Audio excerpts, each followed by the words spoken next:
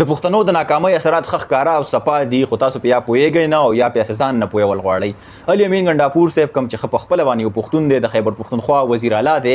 په پښتونخوا کې د ټول نه اهمه مسله دا ده چې امن نشته دی او دا د هر یو پښتون مسله ده. بلاشه پښتانه په ځان پسې کړي دي او تللی دی هلته کې ډیچا وخت ځان رسولی دی. ټول پښتانه ځان سره هلته کې په روزګار کړي باندې دي. صحیح ده که نه؟ دلته کې اوس غټه مسله چې کوم دی پښتونخوا کې د هر پښتون دغه یو مسله ده. پلته کې په 11 اکتوبر باندې منظور پښتون صاحب هم لګېدلی د پښتنو دپاره هلې ځلې کوي. نو که چېرته کې دا ټول پښتانه رایوځای شو، مین یو ټارګېټ او یو ګول یو مقصد یې ځان ته فکس کو، نو زه یم چې کیدای شي پښتانه په دې کې کامیاب شي. خو چونکې هلته کې علي امین ګنډاپور صاحب دنیا پښتانه په ځان پسې کړي دي. زه خفه په دې خبره باندې یم چې اوس دا وخت چې کوم دی دا وخت د پښتنو د رایوځای کېدو دی.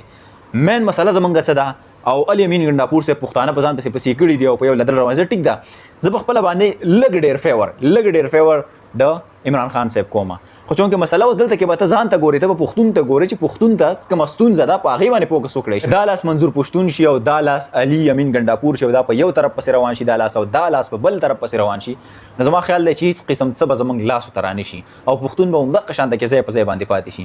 خو که چېرته کې دا دواړه لاسونه رایوځای شي او یو ټارګېټ یو ګول طرف ته موږ هغه ستړی وکړو، هغه خپله خواري وکړو، هغه خپل جدوجهد وکړو، نو کېدای شي چې زمونږ هغه مقصد کې موږ کامیاب شو. خو چونکې ډېر زیات خلک پته نه لګي چې هر سړی خپل طرف ته منډه وایي.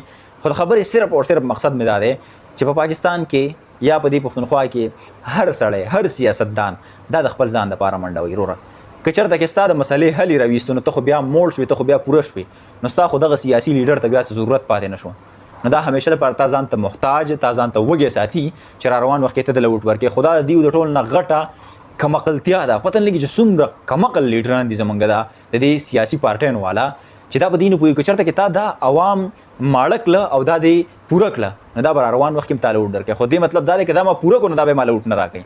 دا د یو مس کنسپټ دی چې د یو لیډر یا د یو سیاسي ورکر یا د یو سیاسي کارکون او د دې سیاستدانانو دومره کمزوری سوچ دی او بیا موږ په دې خلکو پسې روان یاستو. ډېره زیاته د افسوس خبره ده. حق ته به حق وایي. زما په خپله باندې لږ ډېر فیور زه د عمران خان کومه چې ځینې ډېرې خبرې داسې دي چې هغه برابر دي او هغه ټیک دي. باقي په پاکستان کې چې کوم دی عمران خان هم د خپل سیاست دپاره لګیا دی، ورسره چې کوم دی زرداری هم د خپل سیاست، ورسره میاں نواز شریف صاحب او شهباز شریف صاحب او مریم نواز او دا ټول چې کوم دي دا ټول هر سړی د خپل ځان دپاره لګیا دي. څوک دلته کې ستا دپاره حق اواز نه اوچتوي. که چېرته کې لږ ډېر خلک دي چې هغه د پښتون دپاره اواز اوچتوي نو هغې هم دغه سازشونو د وجې هغه ښکار کېږي او د مخ سره چې کوم دی بل طرف ته ځي. نو مسله بیا دلته کې دا ده چې د پښتون دپاره رایوځای کېدل پکار دي. هغه په دې ټایم کې زموږ غټه مسله دا ده خلک یو طرف ته او بل طرف ته روان دی. ډېر زیاته د افسوس خبره ده چې په دې ټایم کې زموږ هغه ذهن او هغه څه منتشر کړي شوي دي او دغه د مین غټ مقصد نه موږ شاته پاتې کېدو کېږو. بهرحال خپله رایه راڅرګنده کړئ، شامله کړئ. انشاءالله ملاوي بیا نوي ویډیو کې تر هغه د الله په امان.